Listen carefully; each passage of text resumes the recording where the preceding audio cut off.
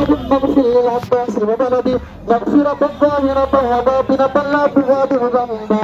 الله في أصحابي لا تتخذوهم غرضا من بعدي ومن أحبهم أعوذ بالله من الشيطان الرجيم. إن الله وملائكته يصلون على النبي يا أيها الذين آمنوا صلوا عليه وسلموا تسليما. اللهم صل على محمد عبدك ورسولك وصل على المؤمنين والمؤمنات والمسلمين والمسلمات وبارك على محمد وأزواجه وذريته.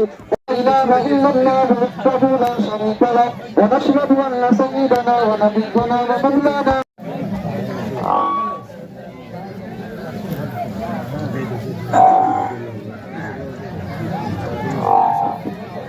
الله أكبر الله أكبر لا إله إلا الله الله أكبر ولله الحمد. الحمد لله المنعم المحسن الطيب بالفضل والجود والإحسان بالكرم والمغفرة والامتنان. الله أكبر لا إله إلا الله والله أكبر ولله الحمد. ونشهد أن لا إله إلا الله وحده لا شريك له ونشهد أن سيدنا ومولانا محمدا عبده ورسوله الذي أرسل حين شاع الكفر في البلدان. صلى الله عليه وعلى آله وأصحابه ما لمع القمران وتعاقب الملوان. الله أكبر لا إله إلا الله والله أكبر ولله الحمد.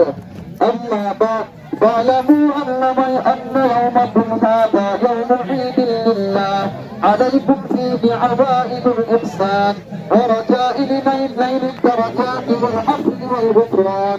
الله أكبر لا إله إلا الله والله أكبر ولله الحمد. وقد قال رسول الله صلى الله عليه وسلم إن لكل قوم عيدا وهذا عيدنا.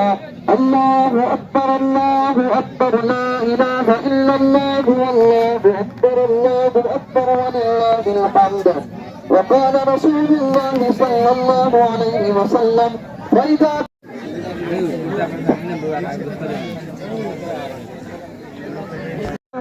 नमाज वाजिब है तो हमें कहना है जैसे नमाज को पढ़ते हैं उसी तरह पर आप बैठ जाए सब सीधी रहेगी। बढ़िया सफर को सीधी करने के बाद अपनी जगह नमाज की हालत में जैसे बैठते नमाज का तरीका बढ़िया आराम नमाज का तरीका बहुत ध्यान से सुने तो सब सीधी हो जाए।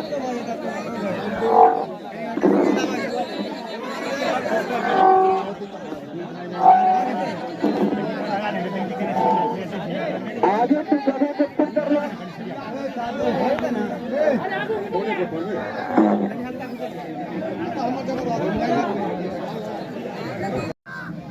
करने का वक्त है।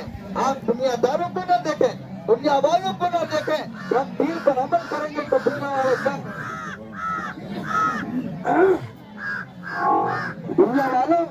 दुनिया वाले तब तक हमारे साथ है जब तक हमारी रूह हमारे जिस्म के अंदर है।